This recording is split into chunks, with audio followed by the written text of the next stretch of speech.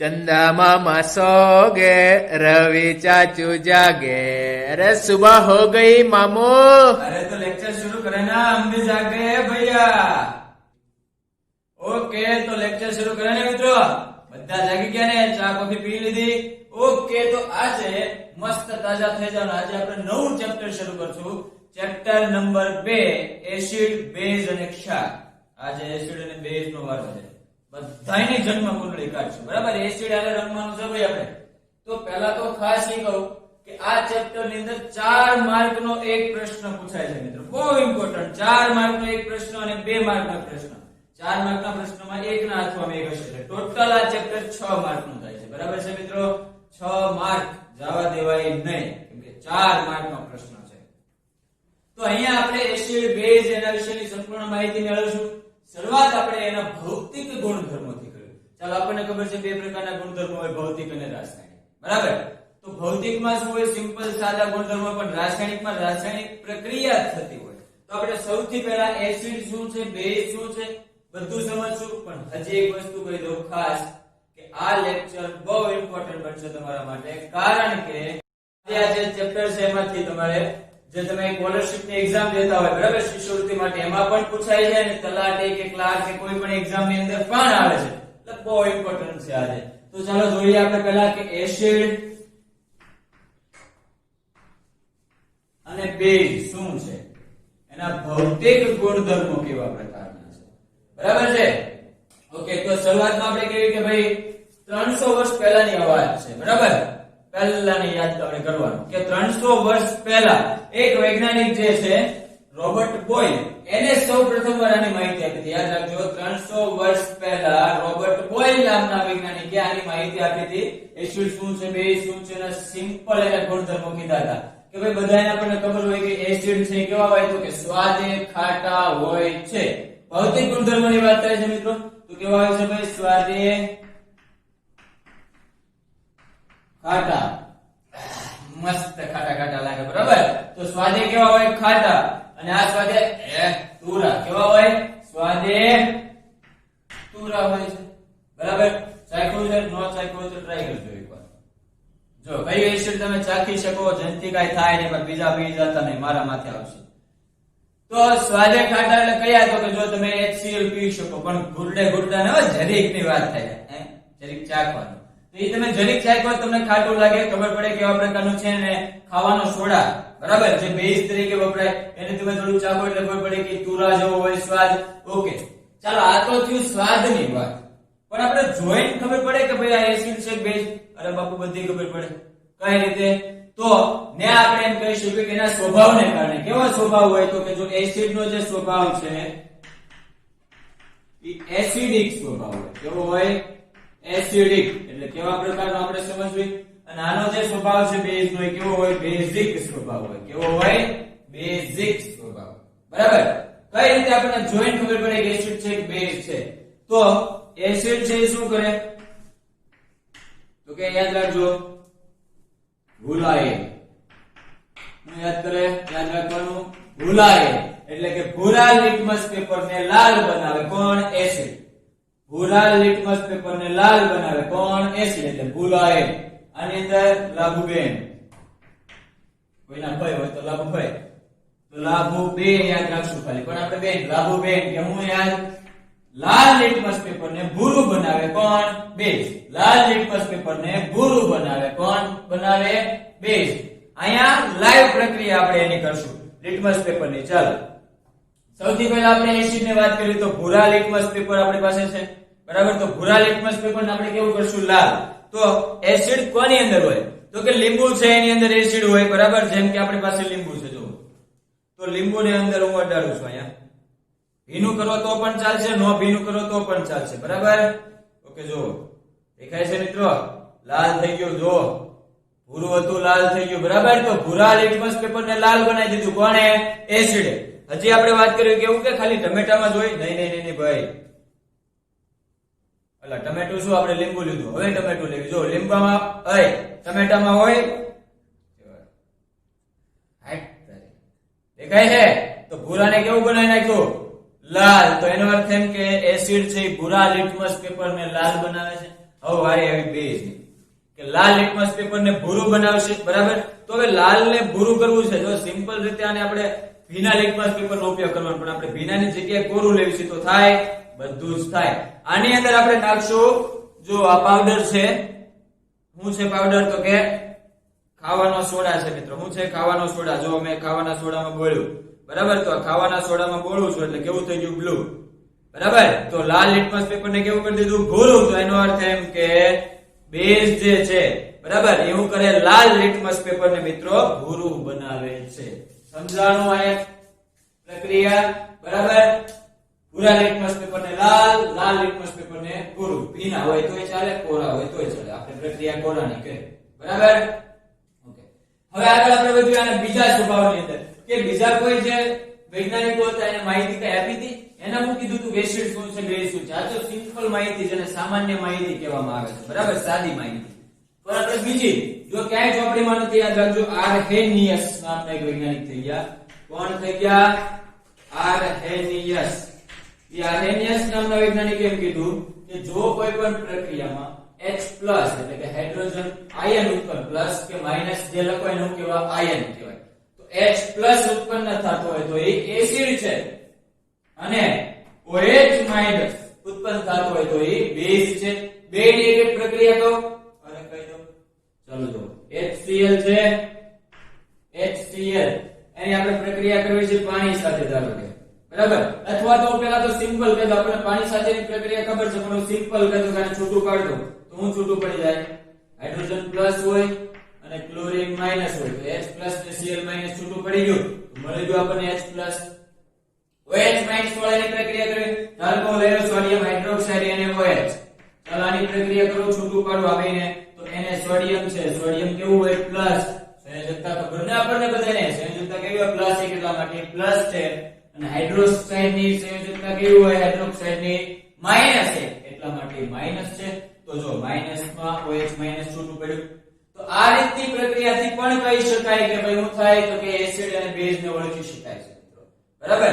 આની સિવાયના એક વૈજ્ઞાનિક હતા, એને ખાલી સિમ્પલ યાદ રાખજો કે પ્રક્રિયા મોટી છે, આપણો લેક્ચર એમનો પૂરો થઈ જશે.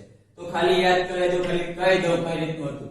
એ વૈજ્ઞાનિકનું નામ હતું બ્રોન્સ્ટેડ લોરી. બ્રોન્સ્ટેડ લોરી. બે વૈજ્ઞાનિક ભેગા હતા, બરાબર. તો બ્રોન્સ્ટેડ અને લોરી બંને વૈજ્ઞાનિકોએ સાથે પ્રયોગ કર્યા. તો બ્રોન્સ્ટેડ લોરીએ શું કીધું? ભાઈ એસિડ ક્યારે કહેવાય? તો H+ નું દાન કરે. હાઇડ્રોજન નું શું કરે? દાન. H+ નું દાન કરે તો એ કેવો કહેવાય? એસિડ. અને આ દાન કરે છે કોણ મેળવે? બેઝ. તો કે H+ શું કરે? મેળવે તો એ કેવા થઈ ગયા? બેઝ કહેવાય. સમજાણું? આ સિમ્પલ માહિતી છે એસિડ અને બેઝ ની, કે એસિડ સ્વાદે ખાટા હોય, સ્વાદે તુરા હોય, સ્વભાવ એસિડિક હોય, સ્વભાવ બેઝિક હોય. ભૂરા લિટમસ પેપરને લાલ બનાવે કોણ? એસિડ. લાલ લિટમસ પેપરને ભૂરું કોણ? બેઝ. આરએનએસ ને H+ કીધું અને OH- કીધું. બ્રોન્સ્ટેડ લોરી H+ નું દાન કીધું ને H+ ને સ્વીકારવાનું વાત કર્યું. મેળવે અથવા તો સ્વીકારે, તમે જે પણ લખી શકો, બરાબર. જે લખો એ ઓકે. ઓકે, ચાલો મિત્રો, હવેનો આપણો ટોપિક છે પ્રબળ એસિડ શું છે, કયા કયા છે, નિર્બળ એસિડ કયા કયા, પ્રબળ બેઝ કયા કયા, નિર્બળ બેઝ કયા કયા.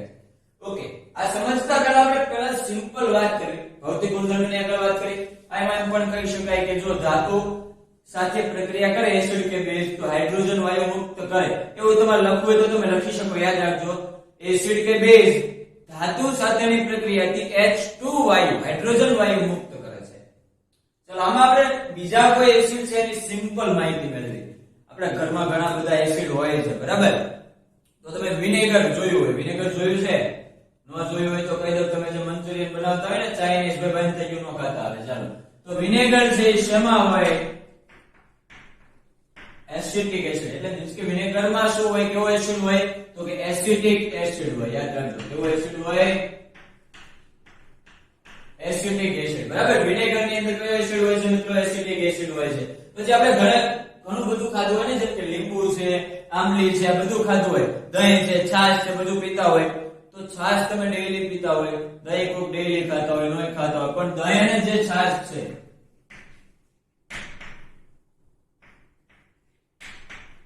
તો એની અંદર શું હોય? તો એની અંદર હોય, જો પહેલા તો દહીં બને કેવી રીતે? આપણે દૂધ હોય એની અંદર સાંજે થોડીક છાશનો ટીપું નાખી દો એટલે બની જાય, બરાબર. પણ એ બનવા માટે કઈક જરૂર પડે. બેક્ટેરિયા હોય, બેક્ટેરિયાનું નામ છે લેક્ટોબેસિલસ બેક્ટેરિયા. નામ યાદ રાખજો, લેક્ટોબેસિલસ બેક્ટેરિયા. એટલા માટે જે બને છે એ કેવું એસિડ બની જશે? Lactic acid. કેવું એસિડ બની જાય મિત્રો? લેક્ટિક એસિડ બની જાય. કોની અંદર લેક્ટિક એસિડ હોય? ગાય અને છાશમાં. હવે આપણે વાત કરીએ કે લીંબુ છે, નારંગી છે, ખાટું ખાટું જે લાગે એ કેવું? લીંબુ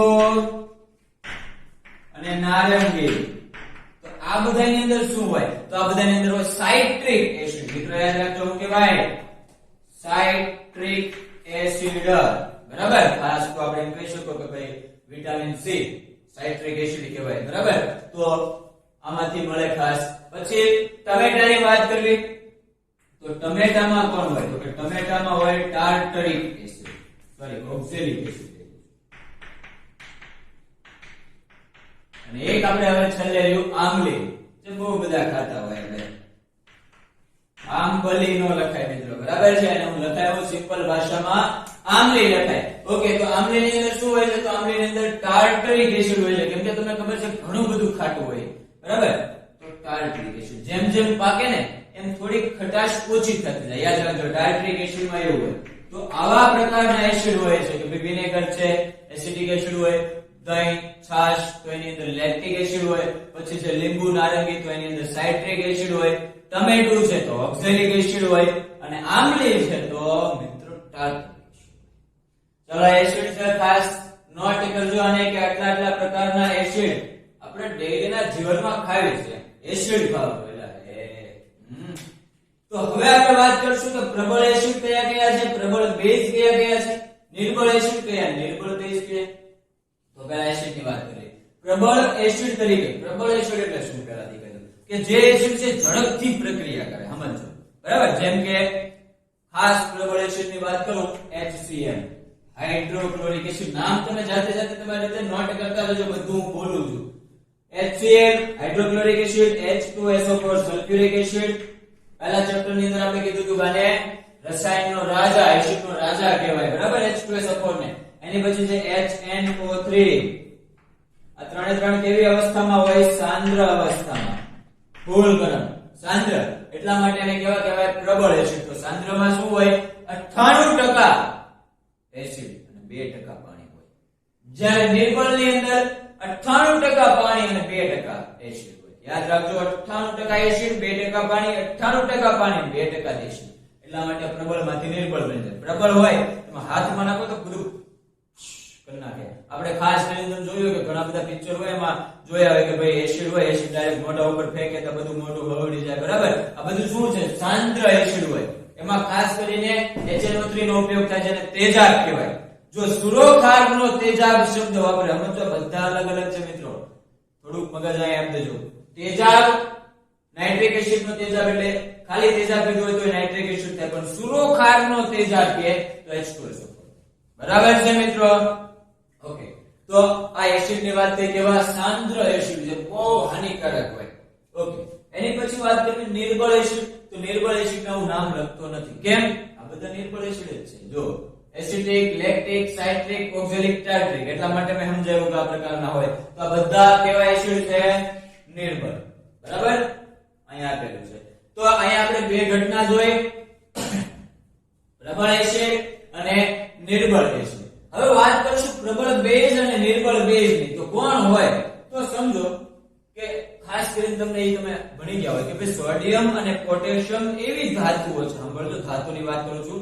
સોડિયમ અને પોટેશિયમ, સોડિયમ 11મું તત્વ અને પોટેશિયમ છે 19મું તત્વ. એવી ધાતુ છે જે એકદમ નરમ હોય છે, જેને તમે ચપ્પુ વડે પણ કાપી શકો, હાથથી નો અડાય. શું કામ નો અડાય ખબર છે? હાથથી તમે અડાય સોડિયમ ને એટલે એના કણો તમારા હાથમાં આવી ગયા. હવે તમે હાથ ધોળે ફટ ટીલડિયું ફૂટવા મળે, ફટાકડા ફૂટે. ટ્રાય કરી લેજો ક્યારેક, નામ મારું ન દેતા, બરાબર. તો અહીંયા આપણે જોયું કે ભાઈ સોડિયમ અને પોટેશિયમ ને તમે કાપો તો એ ચપ્પાથી પણ કપાઈ જાય, એટલું બધું નરમ હોય. અને એને કેરોસીનમાં રાખવામાં આવે. ન ખબર હોય કહી દઉં, બધા ભણીને જ આવ્યો છો છતાં પણ કહી દઉં કે કેરોસીનમાં રાખવામાં આવે, કારણ કે રાસાયણિક પ્રક્રિયા પાણી સાથે હવા સાથે ઝડપથી કરે. તો એટલા માટે એને કેરોસીનમાં નાખવામાં આવે.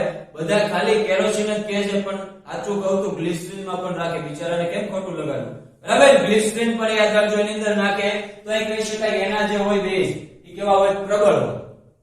તો NaOH યાદ કરો આરએનએ સ્વરૂપ. એને એમ કીધું તો આરએનએ છે કાંઈ OH હોય ને અહીંયા H હોય, બરાબર? તો જુઓ બધા H H H. પછી અહીંયા OH OH OH લેવું પડશે તો NaOH અને KOH. સોડિયમ હાઇડ્રોક્સાઇડ અને પોટેશિયમ હાઇડ્રોક્સાઇડ, બરાબર? મિત્રો આ બે જે છે એ કેવા છે? એકદમ પ્રબળ એસિડ તરીકેનો ઉપયોગ, સોરી પ્રબળ બેઝ તરીકેનો ઉપયોગ થાય છે, બરાબર? એની પછી આપણે વાત કરીએ તો નિર્બળ બેઝમાં NH4OH ખાસ NH4OH અને શું કહેવાય મિત્રો? Ammonium hydroxide. જો આ +1 હોય આ -1 હોય, બરાબર? બે ભેગું થઈને સીધું શું બનાવે મિત્રો? એમોનિયમ હાઇડ્રોક્સાઇડ બનાવે. પછી આપણે વાત કરવી હોય તો કેલ્શિયમ હાઇડ્રોક્સાઇડ, મેગ્નેશિયમ હાઇડ્રોક્સાઇડ બધાય. આનું સૂત્ર લખો. વાય શું કામ લાગ્યું ખબર પડે? આગળ આવી વિશે યાદ કરો. Ca ની સંયોજકતા +2, OH ની કેટલી હોય? -1. પ્લસ માઇનસ ની જરૂર નથી પણ એક આની ગુણાય એટલે Ca બે આની સાથે ગુણાય એટલે OH twice, બરાબર? એવી રીતે મેગ્નેશિયમ માટે પણ થશે તો MgOH twice. ચલો આ ખાસ યાદ રાખજો. ફરી વખત પ્રબળ એસિડ, નિર્બળ એસિડ કોણ છે? HCl H2S ઉપર ને HNO3 આવડા બધા અમે લખાઈએ. પ્રબળ બેઝ NaOH અને KOH બેઝ છે, નિર્બળ બેઝ આ ત્રણ લખાઈ. આનો ઉપયોગ આગળ આપણે બહુ કરવાનો છે. હવે જે આપણે લઈશું એસિડના બેઝના રાસાયણિક ગુણધર્મો, બરાબર? તો એમાં આપણે બધાનો ઉપયોગ ખાસ કરવાનો થશે કેમ કે આપણે આ ચાર એસિડનો જ ઉપયોગ કરવાનો છે અને આ ચાર તમારે બહુ એક્ઝામ ની અંદર પૂછાય છે, બહારની જે એક્ઝામ તમે દેતા હોય. ઓકે મિત્રો, ચાલો નોટ કરી લો. તો હવે મિત્રો આપણે જોશું એસિડ અને બેઝ ના ભૌતિક ગુણધર્મોને જોવાના, પણ આની વિશે હજી આપણી પાસે માહિતી ઘણી બધી છે એસિડ અને બેઝની, તો બધી જોઈશું, બરાબર? ચાલો ભૌતિક ગુણધર્મોને બધું જોયું, પ્રેક્ટિકલ તમે કરો. હા, એક વસ્તુ પૂછું તમને, કોઈને ખાવાના સોડાનું સૂત્ર ખબર છે? ન ખબર હોય તો કહી દઉં. NaHCO3 સોડિયમ બાયકાર્બોનેટ અથવા તેને કહેવાય સોડિયમ હાઇડ્રોજન કાર્બોનેટ. નામ યાદ રાખજો ખાસ, NaHCO3 સોડિયમ બાયકાર્બોનેટ અથવા તો સોડિયમ હાઇડ્રોજન કાર્બોનેટ. ટૂંકમાં યાદ રાખો NaHCO3, બરાબર? આ છે ખાવાના સોડા. હવે ધોવાના સોડાની વાત કરીએ તો કપડા ધોવાના સોડાનો એનું અણુસૂત્ર શું થાય? N2CO3 Na2CO3 N2CO3 N2 કાકા બાગા જે આવે ને એ. તો ચાલો આ બે યાદ રાખી લેજો, ખાસ નોટ કરી લેજો. હવે આપણે એના વિશે આગળ જોશું. ભાઈ જો એસિડ અને બેઝ ની કેવી કેવી પ્રક્રિયા કોની કોની સાથે કરો તો શું શું મળે, કેવી કેવી પ્રક્રિયા કોની કોની સાથે કરો તો શું શું મળે, બરાબર? ઓકે, તો પહેલા આપણે જોયું કે ભાઈ એસિડ છે આપણી પાસે, તો એસિડ ની ધારો કે હું બેઝ સાથે પ્રક્રિયા કરી નાખું તો એસિડ ની કોની સાથે પ્રક્રિયા કરી દઉં મિત્રો? બેઝ સાથે. તો બેઝ સાથે જો પ્રક્રિયા કરો તો મને શું મળે? તો બેઝ સાથે પ્રક્રિયા કરવાથી જો આપણે કહેવત છે ને, લોહા લોહે કો કાટતા હે, એની જેમ એસિડ ને બેઝ એસિડ કાઢી નાખે. મીન્સ કે યાદ કરો કે આપણે કોઈ મધમાખી કેવી કઈ કવડી બાબા ઓય જે કઈ મોર ભોજી ગયું અને આ બધું આપણે, બરાબર? તો એમાં આપણે શું કરતા કોઈ માટી લગાડતા હોય. ખાસ કરીને આપણે એવું કરે કે ભાઈ માટી લગાડતા, તો માટી હું આપણે જે એની અંદર એસિડ હોય, મધમાખી જો એની અંદર એસિડ હોય, મેલિટીન એસિડ હોય. હવે એ એસિડ આપણને અંદર આપણા શરીરમાં ગયું, એની ઉપર આપણે શું લગાવ્યું? માટી. એટલે એસિડ અને બેઝ ભેગા થઈ ગયા, એટલા માટે પ્રક્રિયા સંતુલિત એટલે કે તટસ્થ બની જાય, એટલે કોઈ પ્રક્રિયા આગળ થવાની છે નહીં. એટલા માટે તમે બેઝ ને એસિડમાં, એસિડ ને બેઝમાં નાખો તો પ્રક્રિયા કેવી બને? તટસ્થ, જેને કહેવાય તટસ્થીકરણની પ્રક્રિયા. એટલે કે આગળ હવે કોઈ પ્રક્રિયા થાય નહીં, બધું પૂરું થઈ જાય. તો એ હું બેનું કહેવાય તો કે ક્ષાર બેનું કહેવાય. ક્ષાર અને હું ઉત્પન્ન થાય પાણી. યાદ રાખજો, ક્ષાર અને પાણી. કીડી કરડે તો પણ થાય ને, કીડી તમે કડ્યો થોડીક વાર માટે આમ કંટ્રોલ આવે ને લાલ જામતું કરી નાખે, તો કીડીમાં ફોર્મિક એસિડ હોય મિત્રો. યાદ રાખજો, હું હોય કીડીમાં? Formic acid. જો ફોર્મિક એસિડ એક પ્રકારનું ઝેર છે. ધારો કે ઇન્જેક્શન હોય, આપણે એક ઇન્જેક્શન જેટલું ફોર્મિક એસિડ એક ઘરે કોઈના શરીરમાં નાખે તો માણસ મરી જાય. ટ્રાય કરતા નહીં પાછા, બધી કીડીને ભેગા કરી ફોર્મિક એસિડ કાઢતા નહીં એમાંથી. તો આ એક વાત છે કે એક પ્રકારનું ઝેર છે કે વધારે પડતી કીડીઓ આવું બને છે કે જો એક સાથે હજારો કીડીઓ માણસને એક સાથે કરડે તો માણસ પૂરું થઈ જાય. એમ કે એક પ્રકારનું ઝેર છે. તો થોડુંક જ હોય એટલા માટે શરીરમાં આપણને કઈ થાય નહીં, બરાબર છે મિત્રો? ઓકે, તો એસિડ ની બેઝ સાથે પ્રક્રિયા કરો તો શું મળે? ક્ષાર અને પાણી. એવી રીતે એસિડ ની હું ધાતુ સાથે પ્રક્રિયા કરતો તો આપણને આપણને ખબર છે આપણે H2 વાયુ કીધું તો કે H2 મુક્ત થાય એટલે ક્ષાર અને પાણી જ કહી શકો તમે, બરાબર? પણ આમાં હું લખું છું ક્ષાર અને પાણી, પણ યાદ રાખજો ખાસ હું મુક્ત કરે H2. ઓકે, નથી લખું જવા દો, ચાલો H2 લખી નાખો. હું મુક્ત કરે H2 વાયુ. હવે ધાતુ સાથે આપણે પ્રક્રિયા કરી. હવે એસિડ ની ધાતુના ઓક્સાઇડ સાથે પ્રક્રિયા કરી નાખો. કોની સાથે? ધાતુના ઓક્સાઇડ, એટલે કે પાછળ ઓ જોડેલો હોય ને, કોપર ઓક્સાઇડ ને આન તેન બધું. તો ધાતુના ઓક્સાઇડ સાથે પ્રક્રિયા કરો તો શું મળે? તો સેમ ટુ સેમ ક્ષાર અને પાણી, બરાબર? આમાં એટલે ક્ષાર અને પાણી લખી શકો, બધું એક જ છે. પણ આપણે આગળ વાત કરવી કે એસિડ ની ધાતુના ઓક્સાઇડ સાથે મેં કરી. હવે હું કરું ધાતુના કાર્બોનેટ સાથે. કાર્બોનેટ એટલે CO3, બરાબર? તો ધાતુના કાર્બોનેટ સાથે જો તમે પ્રક્રિયા કરો તો ક્ષાર પાણી તો એમનો જ રહે, પણ કાર્બોનેટ સાથેની પ્રક્રિયાથી કાર્બન ડાયોક્સાઇડ વાયુ મુક્ત થઈ જાય. વધારાનો એક શબ્દ આવ્યો, કોણ આવ્યો? Carbon dioxide. હવે ધારો કે છેલ્લી પ્રક્રિયા કરવી, એસિડ છે આપણી પાસે, એને હું પાણી સાથે પ્રક્રિયા કરતો એટલે હું મળે આયનો. આયનોનો અર્થ શું થાય? હમણાં જ મેં કીધું હતું કેટલા પ્રકારના હોય? પ્લસ અને માઈનસ, ધન અને ઋણ. તો બે ઘટકો જે છૂટા પડ્યા હતા ને, આપણે કર્યું હતું આગળ કે HCl તો H+ ને Cl- તો બંને આયનો થઈ ગયા. NaOH તો Na+ ને OH- તો બંને આયનો થઈ ગયા. તો એ રીતે શું થઈ જાય? છૂટું પડી જાય. પાણી સાથેની પ્રક્રિયા કરો ને એટલે જો ખાસ કહો કે એક બીકર છે ધારો કે આપણી પાસે, એની અંદર મેં નાખ્યું પાણી, બરાબર? હવે એની અંદર હું નાખું છું NaCl, મીઠું જેને આપણે કહીએ છીએ, બરાબર? NaCl મીઠું.